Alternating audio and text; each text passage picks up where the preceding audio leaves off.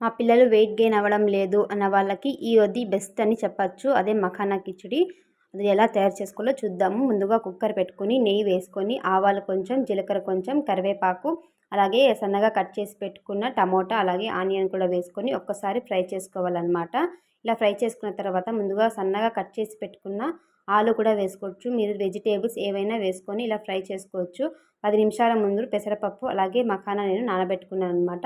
వాటిని కూడా ఇందులో వేసేసి ఒకసారి కలుపుకోవాలన్నమాట. చిన్నపిల్లలు 6 మంత్ ప్లస్ పిల్లలకైతే ఈజీగా పెట్టొచ్చనమాట. చాలా టేస్టీగా ఉంటుంది. అలాగే చాలా బాగుంటుందన్నమాట.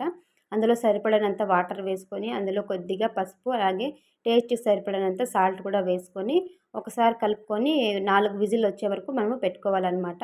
ఇంగు వేస్తున్నాను. ఇది పూర్తిగా ఆప్షనల్ మాత్రమే. కావాలంటే వేసుకోవచ్చు, లేదంటే లేదు. ఇలా స్మాష్ చేసుకొని 6 మంత్ ప్లస్ పిల్లలకైతే ఇది పెట్టచ్చు. చాలా బాగుంటుంది. టేస్ట్ కూడా అంతే బాగుంటుంది. ఒకసారి ట్రై చేయండి.